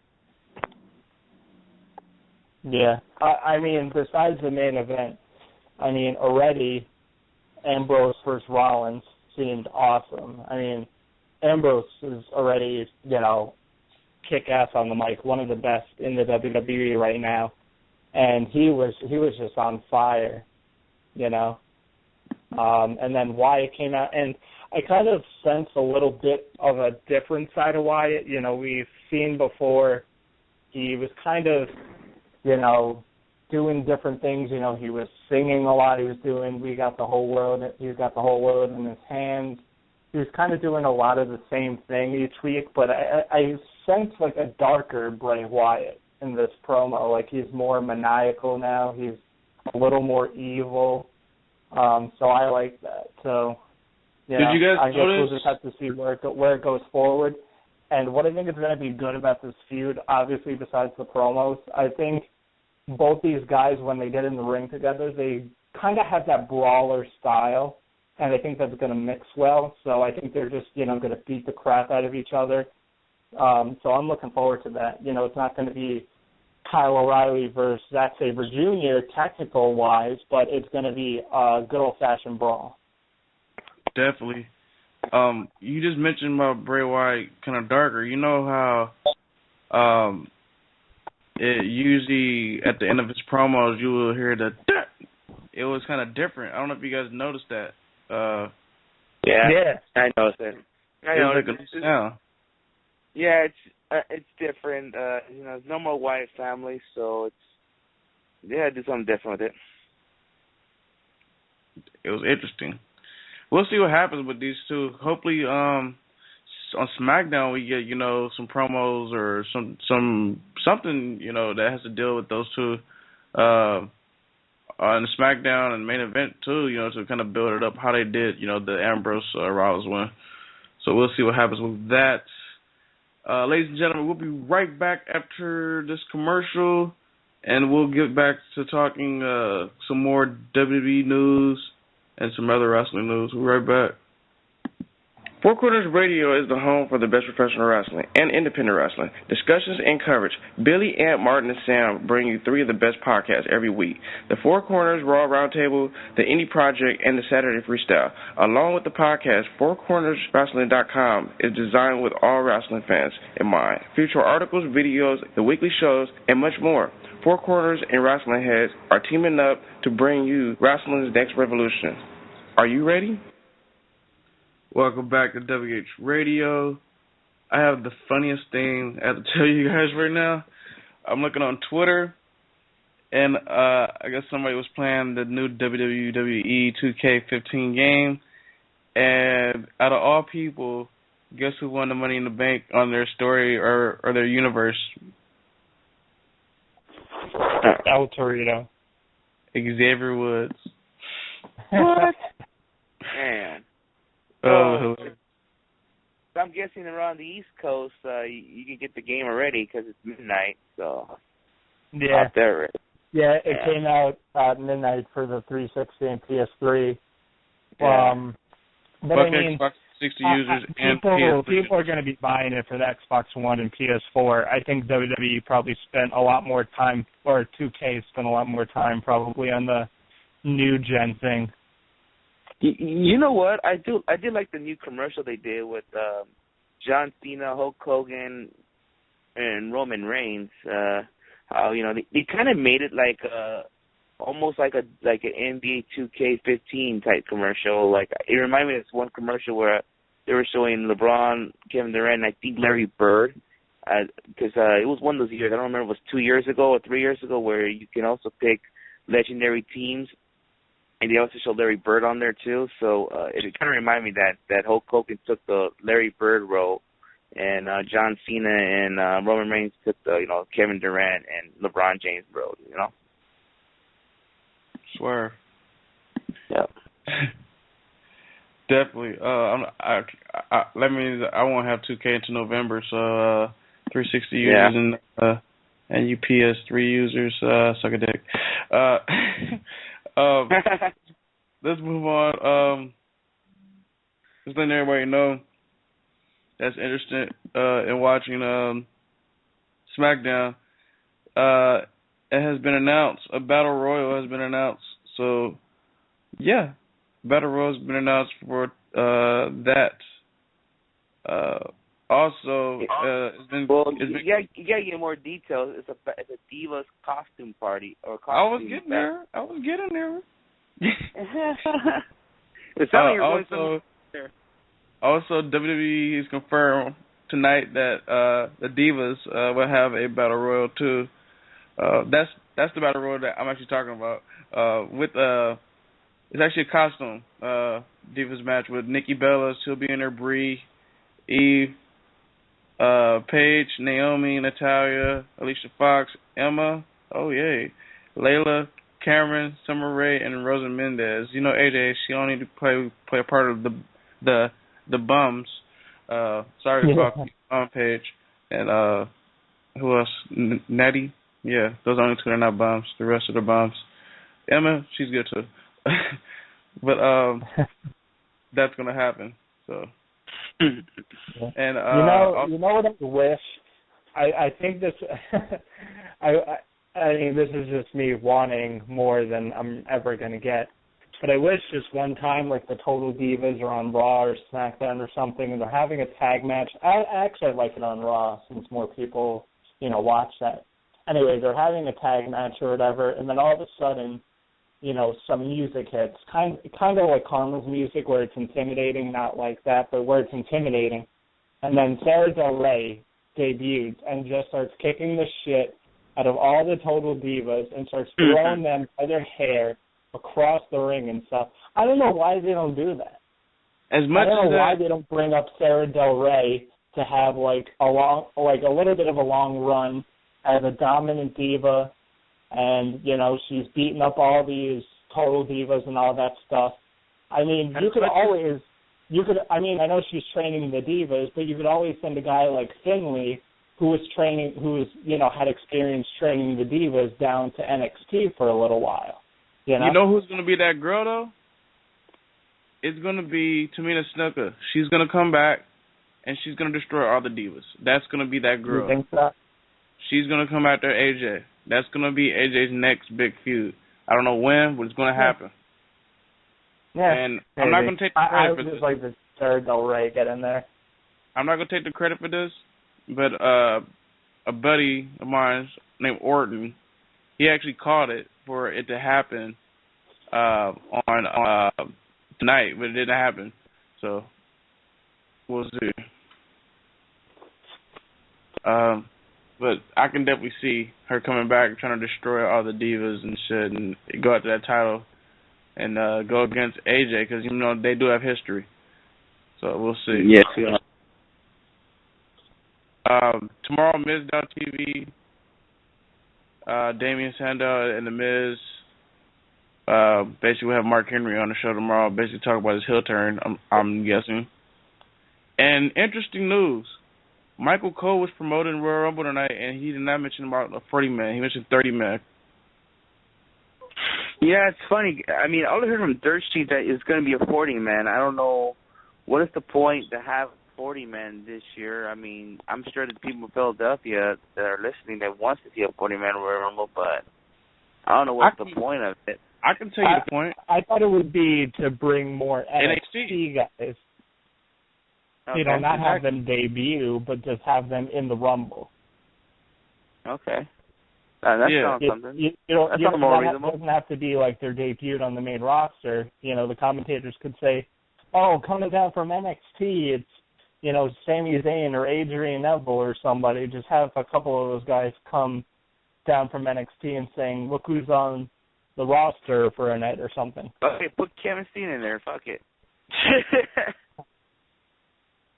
Speaking of Kevin Steen, I might as well go ahead and get into this real quick because it has been announced, ladies and gentlemen. It is definitely going down in December, and I believe we kind of talked about it a couple of times here on WH Radio about the next big NXT show. So it's going to be a career versus title match. Sami Zayn versus Adrian Neville. It's going down. I'm pretty sure we all know who's going to win that match because nobody's career is going to end out of those two. If it does happen, I'm pretty sure we'll be shocked. Those boys better steal the fucking show with, you just did, I don't know what you realize, Skip, you just did a spoiler. Oh, who cares? Everybody reads spoilers nowadays. Well, spoilers if you don't know. I don't really read spoilers, but I knew that was going to happen. That's going to be see what makes me disappointed is I have to go through one more WWE main roster pay-per-view, and then is the NXT live show. It's like, I want that NXT live show next week. Yeah. Because I know it's always going to be good. And Sami Zayn versus Adrian Neville, I mean, if they give that match a lot of time, I mean, that could be a match of the year candidate. And if they give them enough time and those guys go out there and do a whole bunch of crazy spots, that could be a match of the year candidate in WWE. It's funny that I actually watched their match on PW, some old PWG match they did the other day. I was like, damn.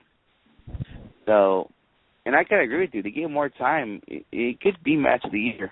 So, what a good way to end the year. What a real good match with them two, Yeah. Also, Finn Balor, a.k.a. Devitt, and Hideo Itami, a.k.a. Kenta.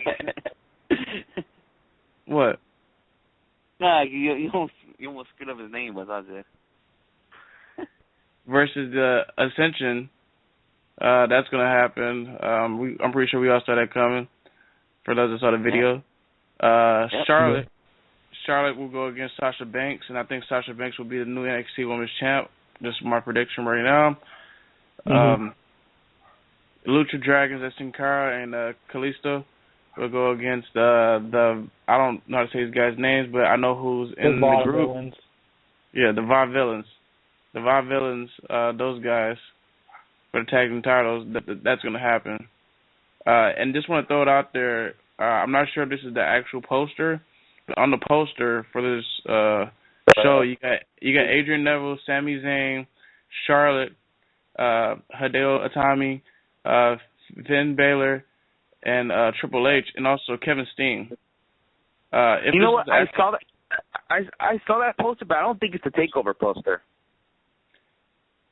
If this is the actual poster, yeah, I don't think it. I think it was like a fan. I saw that one. I think it's a fan-made kind of thing. Well, if whoever made this, they're a genius for this, and it's awesome. Shout out to that person. Yeah. You know, I'm probably gonna say this when we do our predictions. You know, the Monday before the NXT special. Because they made it career versus title, I think Sami Zayn is going to get the title, and then I think that's how Kevin Steen debuts. I think he attacks Sami Zayn to close off the show. Maybe that's just me wanting it. Maybe that's just me wanting that to happen, but I can see that as a big possibility.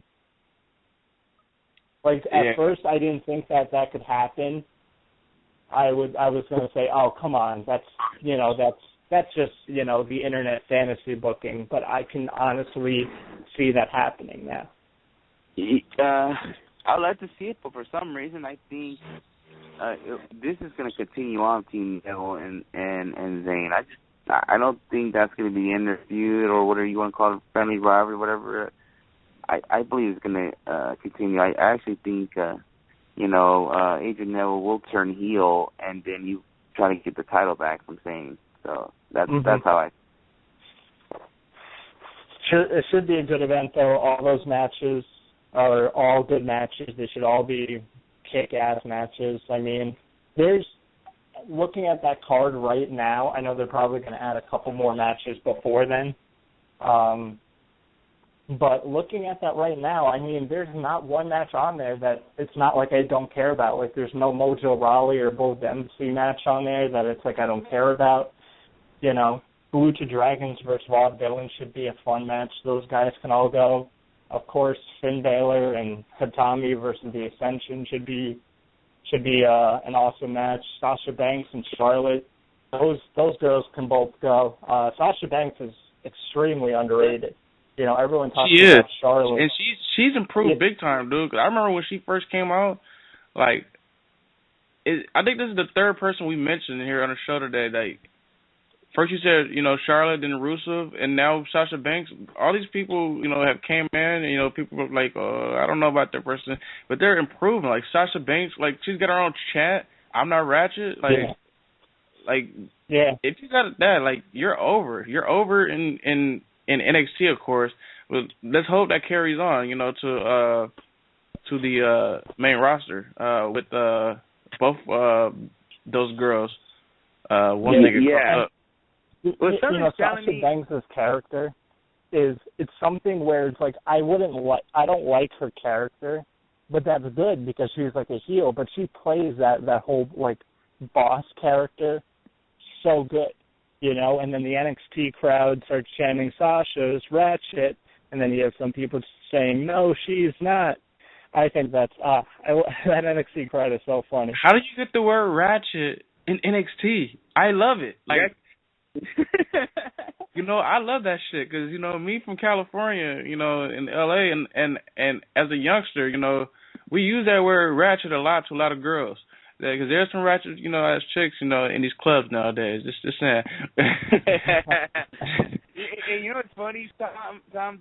There's a store right by my house, where I live right now, and it's called the Ratchet Store. Wow. You actually have a store called Ratchet Store. You have to take a picture of that and tweet it to Sasha. Oh, I'll do it. She'll love it. She'll definitely retweet that thing. She'll definitely retweet it. Yeah, but and what I don't get about the whole thing, it's going to be Charlotte versus Sasha Banks. Where does that leave Bayley? Because Bayley was in contention and she had, this great match against Charlotte. Does she get a shot against Sasha if she wins? I thought they were going to make it a triple threat match, which would have been interesting. Yeah, I thought so too. But I want to go back to Sasha Banks for a sec. I don't want to say, I don't give a shit about Bayley or nothing like that. But there's one thing I want to mention about Sasha Banks, though. I mean, whenever the time she makes the main roster, I'm calling it right now. You guys might cut my throat for this, but she's going to join Total Divas for sure. I'm sorry. Oh, yeah. I wouldn't be surprised. Yeah, she looks like a Total Diva. But I'm hoping, what I'm hoping for is, Total Divas somehow gets canceled before that. so that doesn't happen. Well, of course, I don't know if you guys know. I'm sure Skip, I don't know if you know, Tom, but she is the cousin of Snoop Dogg, and Snoop Dogg will be in that Total Diva show for sure. So. Yeah. That's much more promotion for the WWE. I like Sasha, Yeah. Sasha's character is a way better version of what Cameron is supposed to be, except Cameron sucks and is nowhere in the league of Sasha She's killing Banks. Cameron, bro, and she's not even on the main roster. Yeah. Like that. Cameron thinks she's Sasha Banks. She wishes she could be Sasha Banks. I just want to say this.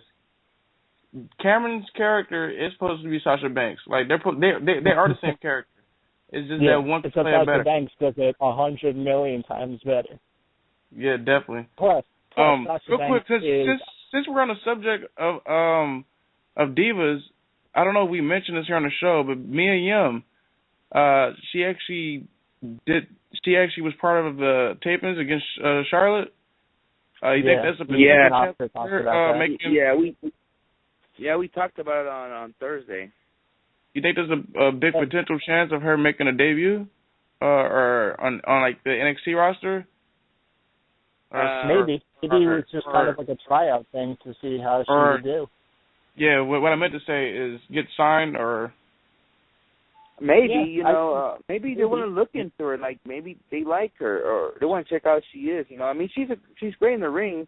No lie, I mean, and somehow she's something different. She looks different, and she's something different. So I think she would be a great heel on NXT and WWE. By the way, cheap plug, ladies and gentlemen, blogtalkradio.com/WrestlingHeads Radio. Look for the interview where we had Mia Yim on a long time ago.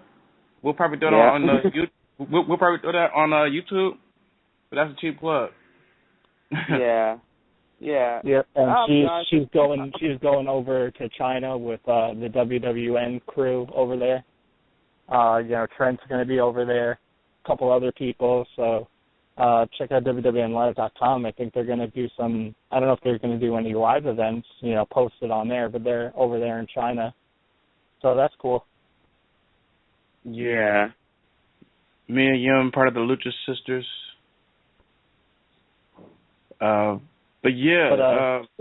Speaking of NXT, I wanted, because I know we were talking about this before we got on air, and I don't think we talked about it last week. There were reports going around that The Undertaker was down in NXT helping to train and giving some advice down in NXT to some of those people, and that could be a possible future role for him. So what do you guys think of this news coming out? I think it's good. It's good, to have a veteran like The Undertaker around still, helping out the youngsters, giving them good advice. I don't know if he's going to do training, but, having him, as an advisor, basically, that would be great, it's a good look for like the youngsters that will get caught up soon, or the ones that are training to be a NXT superstar. Yeah, and during a time when he was, on the road full time, he was a leader of the locker room. People respect the guy out there. No matter who you were or what level you're in, the Undertaker had a lot of respect in the back of the locker room, and people probably are happy to this day. Whoever worked with them in the past was glad to work with them. It was funny that remember we had Greek God Papa on the show. He would say he would love to work with the Undertaker because he heard a lot of things about the Undertaker. That's what he said. So if you have the opportunity, he'll be honored to work with the Undertaker. And there's a lot of guys, like young guys, who even love to work with the Undertaker, but his time is running out. Huh? Roman Reigns actually said it on the panel. For the Taker panel, he said he would love to work with Taker. Yeah. I think there's so many guys that would want to work with the Undertaker and could have if he was, in better, health condition. And, it's a shame to where he's at, but I mean, the Undertaker is he's not even just like a Hall of Famer. He's just a bona fide legend in the business. And I can't even imagine being down in NXT, whether it's, I don't know who is advising, if it's some of the people we don't see on NXT, some of the lower level people who just recently came in. I'm sure or if he's advising both, if he's advising just anyone down there. I mean, you get advice from the Undertaker, and you get some tips from a man of like his status in the wrestling industry. I mean, you take that immediately and you run with it, and that sticks with you for the rest of your life. I don't want to even say your career. Yeah. I mean, Undertaker's, like I said, he's very respected. He was a locker room leader. I remember heard a story one time that he wrestled a tag match. I don't know who he teamed with, but he teamed against with Chris Masters and somebody. Chris Masters botched big time on a match. Undertaker yelled out and called him a dumbass. So you better get your shit in right when the Undertaker he expects you to get your work in. So when you have him as advisor, he cares about the business. He cares about the future of this business. So he wants to give out advice to young guys a lot. Yeah. He just what he wants to do. I remember, there's guys like Jim Cornette and Paul Bear and Paul Heyman who have, gone on record in interviews and stuff and said, The Undertaker was never in this business for himself. He never made it about him. He always looked out for the benefit of what made the WWE better. And he always, sorry about that, he always made, he always gave advice to young guys coming up. He always was a leader. He would always, tell people, who were down, I forget exactly who, but a bunch of people have gone on record in interviews have said, I was down on my luck and, feeling down, and the Undertaker would come up to me and say, you're going to be okay. It's going to be good. Just, keep going, keep pushing. So I'm liking the Undertaker down in NXT. There's a lot of words on these dirt sheets that Michelle McCool said she was backstage. So, pretty sure Taker was backstage today too. So, yeah. And they are from Texas. Yeah, and like I said, Undertaker is a guy where I don't think I've ever heard anybody say a bad thing about him. I can't even think of one. A lot of the legends in this business, there's something bad about them. Guys like Flair, guys like, even Stone Cold has had some negative stuff said about him, maybe more of his personal life, but, HBK, Bret Hart, these legends, someone says something negative about them in some way or shape or form, nobody ever says anything about Taker. They always say he's it's crazy. A great also, guy. And Taker is like the last of the Mohicans. What I mean by that, you got guys like Taker, Shawn Michaels, Bret Hart, Triple H. I wouldn't even put Triple H in that category. Maybe The Rock. all the OGs. Like he's the OG Hulk Hogan. Like he's been there since day one, since 1990. You know what I mean? And hasn't left. You know, he didn't leave and come back. You know, like some guys did. You know what I mean? Him and Shawn Michaels are probably the most loyal guys. You know, that have been with the WWE since like the 80s. Yeah. But one thing I want to talk about. One more thing. I know we're going towards the end of the show, but what do you guys think of WWE hiring, like, you could say a bunch of nobodies and looking at ex-NFL players? And does that mean that this whole Willie Mack thing was true about he failed a drug test? Because, like I said, I thought that they released him because of financial issues, but now that's just showing me that if they're looking to sign other people, then that means they're very much they want to sign some people. So it's not like they gave Willie Mack a big-ass contract. So what do you guys thought of that? You think the whole drug testing is true? Because now I'm thinking it is true. I mean, it could be, but I mean, honestly, I just don't know. At this point, I don't know what has happened. I don't know if he did fail a test, if WWE just, maybe it wasn't, a money issue. Maybe it was just they didn't have anything for him. Like they couldn't just see them, see where they would put him on the roster. So when you don't see, your future with, somebody that you want to invest in, then you say, well, we might as well, not do it. So, I don't know. I don't know what the whole thing is. It's definitely a weird situation, as they're signing new people and stuff, like you said. I'm with Tom. All I know, hopefully both the WWE and Willie Mack stay in good terms and nobody burns any bridges, because that opportunity can always come back around. Willie Mack, his blast to WWE, he said, he was grateful for the opportunity that he even got, considered by them, And, Willie Mack's still 27 years old, I believe, I still think if he keeps on pushing, you never, with WWE, as much as we say, they don't sign these guys and they don't properly use these guys, they give a lot of guys chances, and they give a lot of people second chances.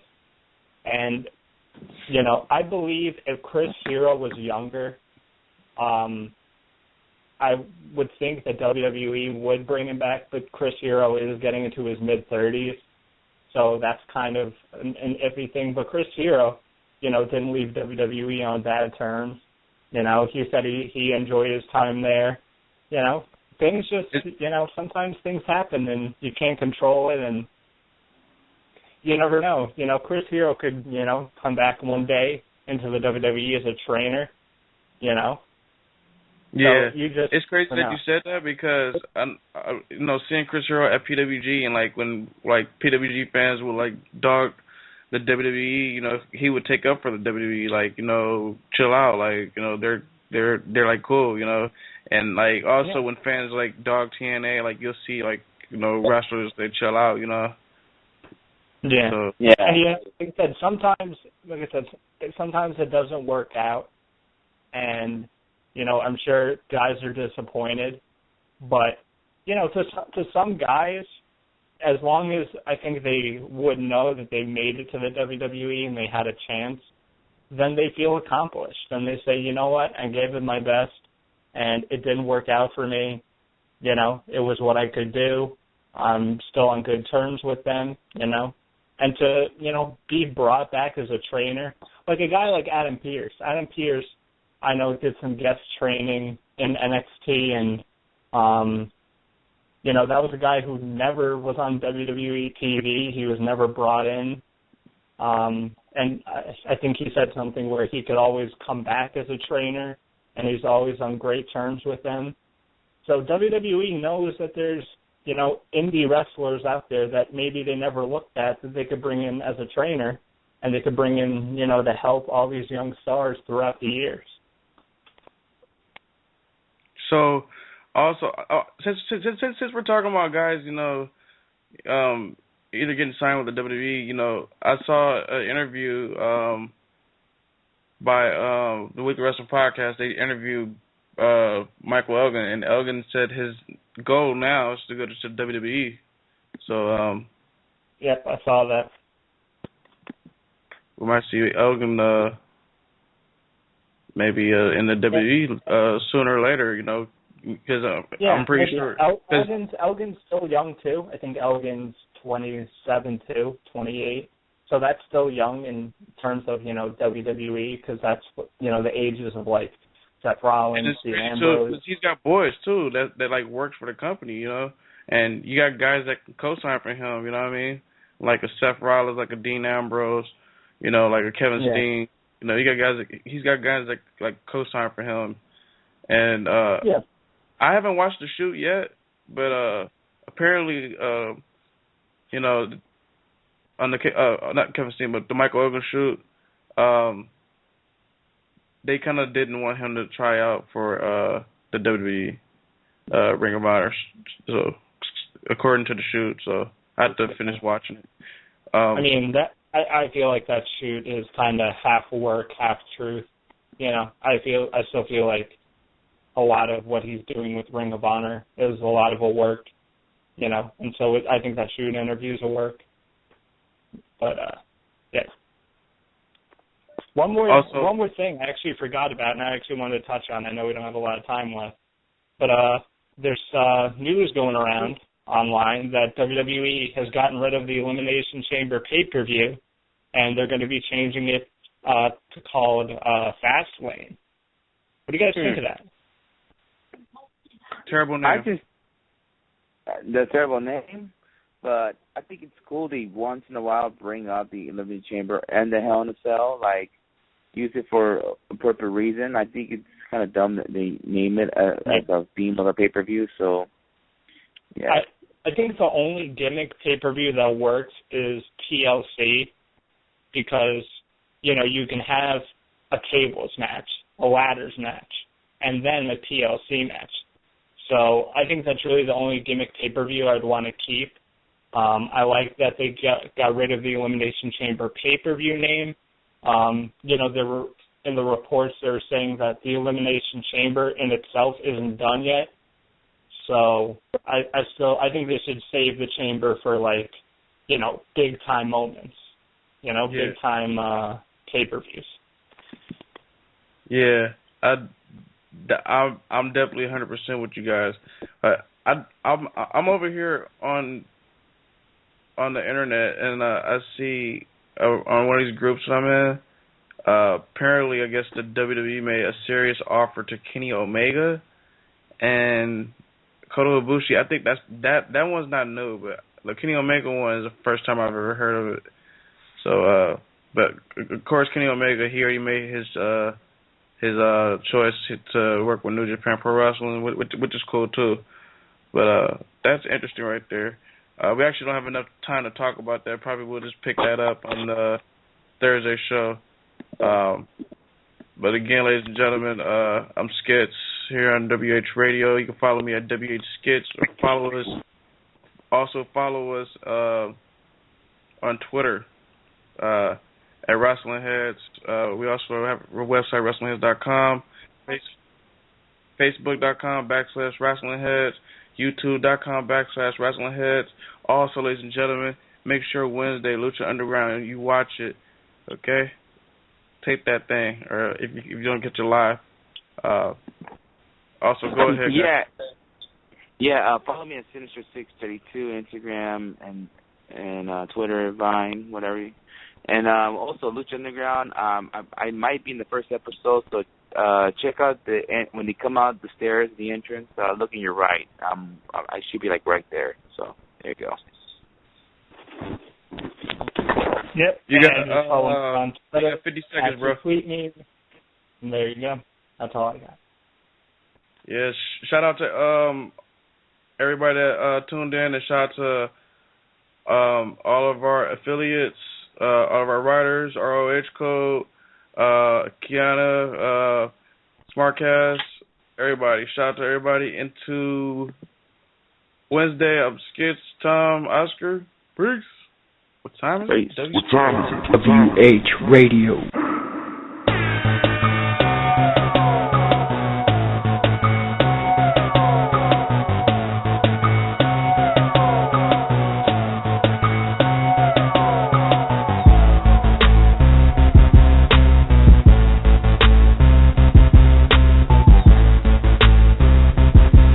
We are the best in the world.